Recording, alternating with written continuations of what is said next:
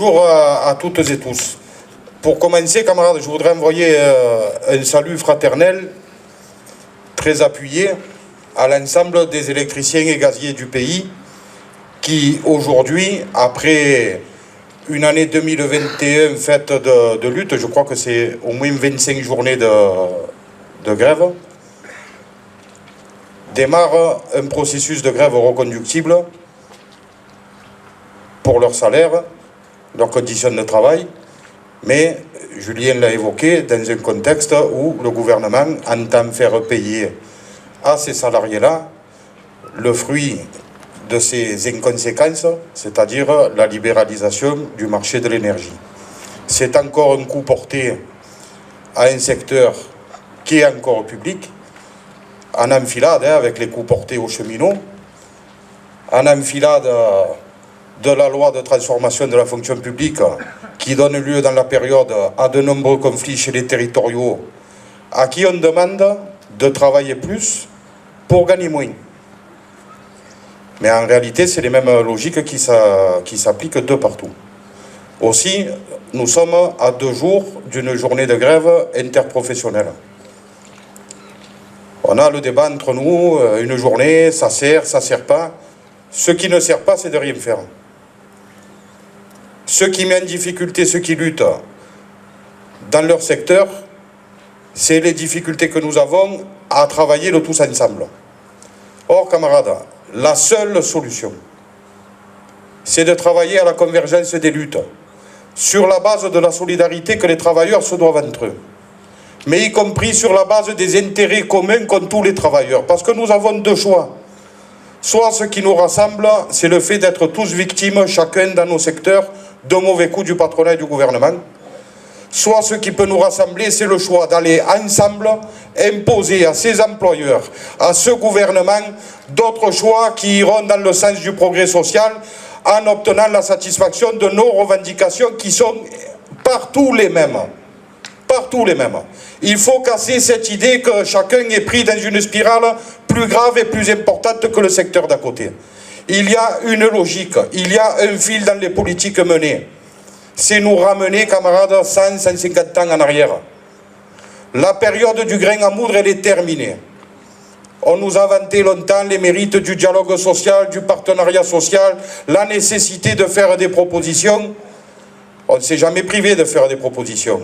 Ici, camarades, on les a noyés de propositions. Ça fait 3 ans que les camarades les submergent de propositions plus intelligentes les unes que les autres.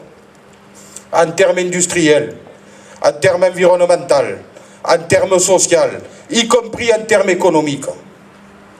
Et malgré ça, il aura fallu que le 12 octobre dernier, nous venions les uns et les autres mettre l'outil de production sous la surveillance et la protection des travailleurs, parce que la seule chose qui est en capacité de faire l'entreprise, le groupe, dans les mains du milliardaire Daniel Kretinsky, qui est un très bon ami à Macron, c'est casser l'outil de travail. Comme ils ont cassé la tranche à charbon, qui fait qu'aujourd'hui, alors que le gouvernement et tous les niailles qui les ont suivis dans leur imbécilité, en disant il faut fermer à tout prix les centrales à charbon, sans n'avoir prévu aucune transition, ni industrielle, ni sociale, ni quoi que ce soit.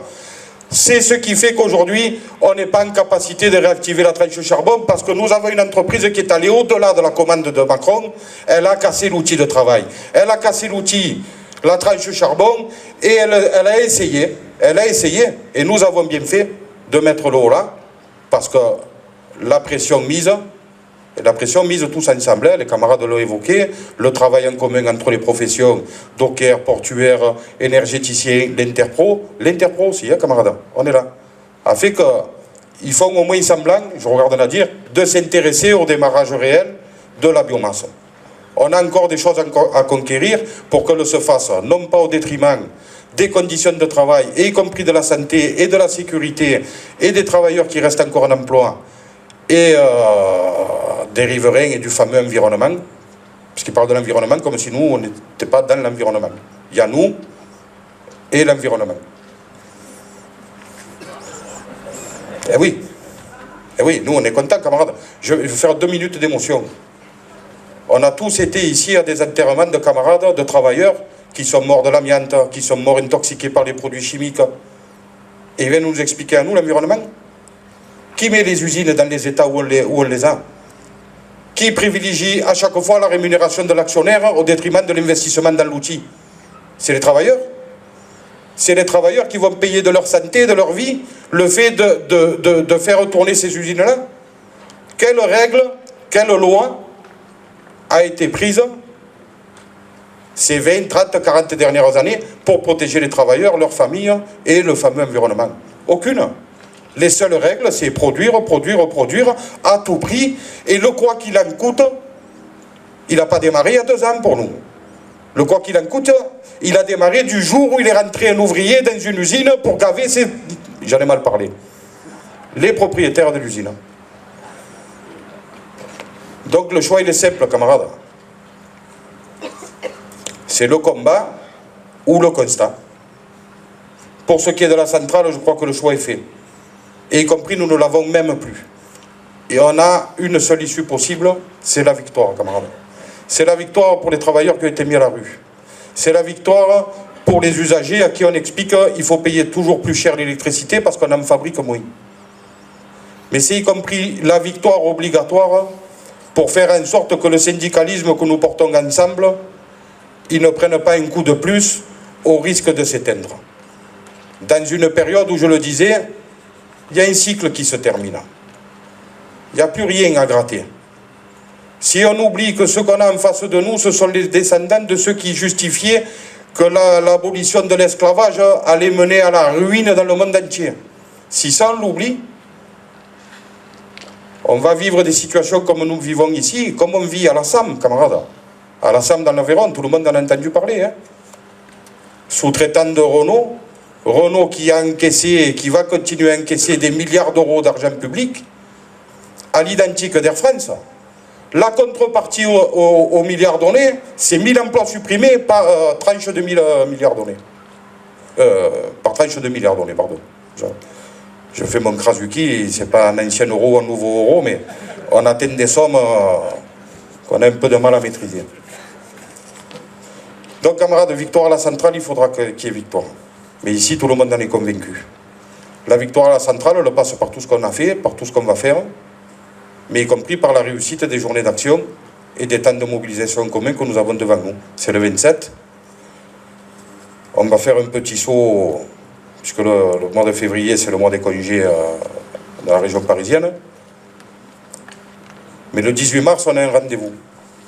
Un rendez-vous qui, dans la région, peut compter. Peut compter et doit peser sur, y compris les décisions qui seront prises au niveau politique sur un certain nombre de sujets.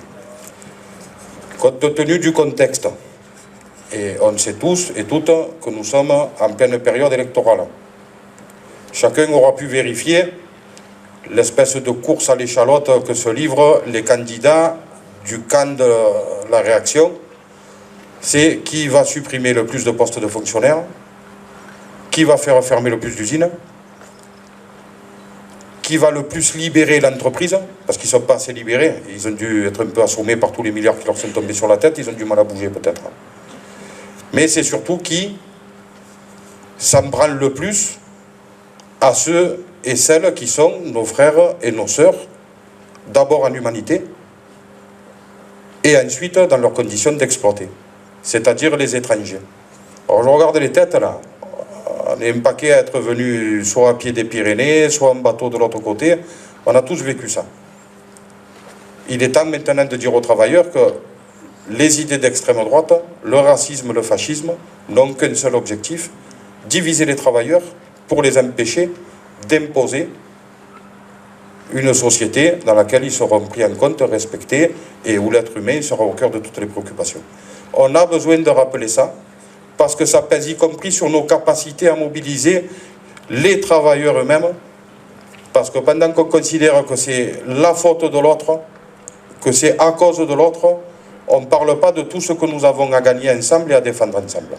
Donc le 18 mars, on sera à Nice, et vous y êtes toutes et tous appelés. Ça serait bien que cet appel, c'est un appel régional des 6 unions départementales de PACA, ça serait bien qu'il soit relayé et renforcé par des appels de syndicats et de professions. Parce qu'on a tous des situations dans nos entreprises, dans nos collectivités, qui nous concernent et qui font que la CGTL a besoin de donner et des points de vue, mais y compris faire des propositions pour qu'on dépasse cette division-là.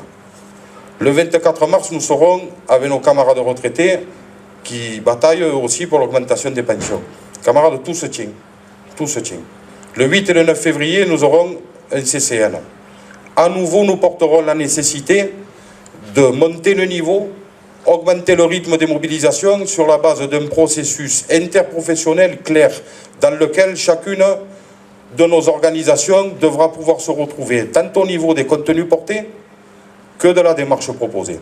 En partant du principe, et c'est des débats que nous avons eus autour du 5 décembre 2019, il n'y a pas ceux qui peuvent faire la grève et ceux qui ne peuvent pas la faire. Il y a des moyens à trouver pour que chacun amène ce qu'il peut amener. Et donc le débat, ce n'est pas 24 heures ou rien, reconductible ou rien, illimité ou rien. Non, c'est qu'est-ce que chacun peut amener dans le panier. Si on ne travaille pas à ça, camarades, il va se livrer de beaux combats partout, mais malheureusement, parce que nous ne serons pas arrivés à travailler les convergences et les cohérences revendicatives, on risque de vivre des désillusions dans un moment où le patronat lui-même est conscient que sur un certain nombre de sujets, ils sont allés très loin et qu'ils doivent lâcher. Je prends juste pour exemple les batailles qui se sont livrées dans le secteur du commerce, autour de Leroy Merlin, Decathlon. Ce n'est pas des enseignes où la CGT est hyper développée et où le salariat est connu pour sa comment dire, au-delà de la combativité, il n'y a pas de tradition de lutte malheureusement dans ces secteurs-là. Et ils ont arraché des choses par la grève. Ils ont arraché des choses par l'action collective. Comment, je le redis, on est dans un moment où il n'y a jamais eu autant de pognon à disposition. C'est soit nous qui l'avons créé, soit nous qui allons le rembourser. On peut décider d'aller chercher cet argent et faire en sorte qu'il serve au service public, à l'hôpital public, à l'éducation, à l'augmentation générale des salaires, des pensions et des minima sociaux, qui servent à ce que l'université ne soit pas payante, hein, puisque dans leur appétit sans limite, ils frappent partout et sur tout le monde. Hein. On a obligation de faire ça. Je reviens 2 secondes sur la centrale, parce que, et là, presque il faudrait que je me tourne de l'autre côté, mais ça me ferait vous tourner le dos, je ne le ferai pas. Les camarades l'ont dit, le 7 février, il y a une rencontre avec 2 ministères. Personne ici dit que c'est la rencontre de la dernière chance. Par contre, on est en droit d'attendre et d'exiger que le 7 février prochain, des engagements clairs soient pris par le gouvernement. Gouvernement qui a tout moyen, y compris pour contraindre l'entreprise, à jouer le jeu. Si ces engagements ne sont pas pris, camarades, préparez-vous, parce qu'on va être obligé de monter le niveau. Et monter le niveau, bien entendu, vous le savez, on n'a jamais fait n'importe quoi. Mais si le 7 février, les engagements ne sont pas pris, ça veut dire que depuis le début, ils cherchent à nous balader et à nous désespérer. À partir du 7 février, il n'y a pas les engagements qu'il faut. Camarades, considérez-vous toutes, tous, et l'ensemble des adhérents et des adhérentes de ce département comme mobilisables. Il faut qu'on fasse passer le message partout. À la centrale, il y aura victoire. À la centrale, il y aura victoire pour toutes les raisons que j'ai évoquées et parce qu'il n'y a aucune raison, aucun argument qui tient pour que ce site ne retrouve pas sa vocation industrielle. Nos camarades qui sont à la cour, j'allais dire, en congé de reclassement, ils ne retrouvent pas leur boulot. Et, ou les Noël, je ne sais pas où il est Noël.